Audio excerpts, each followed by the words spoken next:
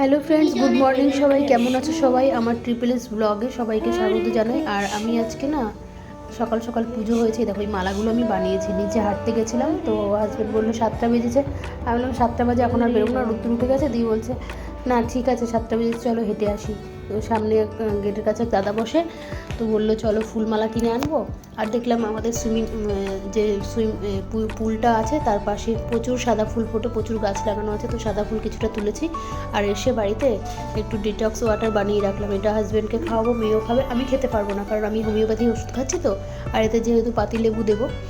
আর তোমরা এইভাবে এটা বানিয়ে খেতে পারো। হ্যাঁ, যদি বানিয়ে খাও, এটা খাওয়া ভালো, টক্সিন শরীরের বেরিয়ে যাবে অবশ্যই।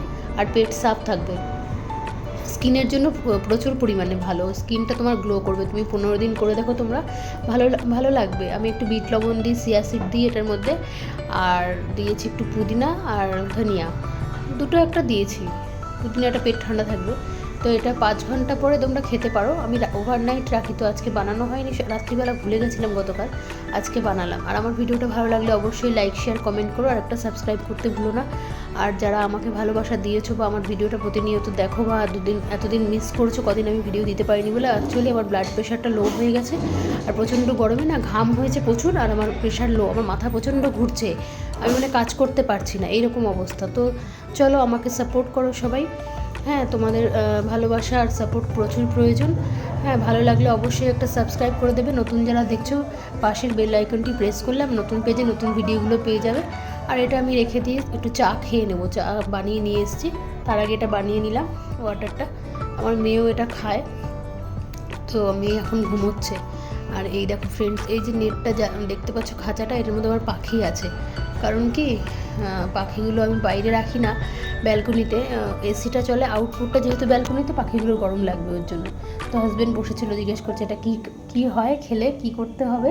হ্যাঁ, ওকে আমি বললাম এরকম ব্যাপার। বললো হ্যাঁ ঠিক আছে, তাহলে আমিও খাবো, দেবে তো? বললাম হ্যাঁ হ্যাঁ, কিন্তু তোমরা যদি এটা বানাতে চাও, কাচের বোতলে বা কাচের জলের জগ থাকলে, অনেকে ডাইনিং টেবিলে জলের জগ রাখো, ওটাতেই রাখবে। কাচের বোতলটা রাখলে এফেক্টিভ।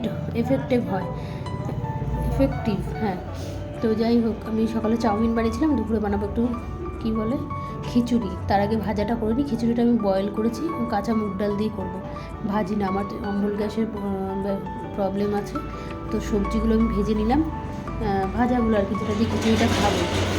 ভাজলাম হচ্ছে বেগুন, হাজব্যান্ডের জন্য একটু উচ্ছে, পটল, আলু, এর জন্য গোল গোল করে আলু ভেজেছি। জিরে, শুকনো লঙ্কা, তেজপাতা আর আদা আর কাঁচা লঙ্কা বাটা, এটা দিয়ে তোমরা এইভাবে করে খেয়ে দেখো, আশা করি ভালো লাগবে। আমি এইভাবে করি। আর নামানোর সময় ঘি গরম মশলা দেবো, বা ভাজা মশলাও দিতে পারো যারা গরম মশলা পছন্দ করো না। তো এইভাবে আমি খিচুড়িটা বানিয়েছি। আর বাকি দুপুরের খাওয়ার ভিডিওটা আর করতে পারিনি, আমি ভুলে যাচ্ছি, কেন জানি না। আমার ইয়েটা বেড়ে গেছে মনে হয়, আমার থাইরয়েডটা টেস্ট করাতে হবে, অনেক দিন করানো হয়নি। আর সন্ধেবেলা আমি সন্ধে দিয়ে নিলাম। আর সন্ধেবেলা আমি কী দিয়েছিলাম, কিউই দিয়েছিলাম, খরবুজা, আমরা খরবুজা বলি এটাকে, অনেকে বাঙ্গি বা ফ্রুটিও বলে, আঙুর ফল। এটা দিয়ে সন্ধে দিলাম। চলো সবাই ভালো থেকো, সাবধানে থেকো, সুস্থ থেকো।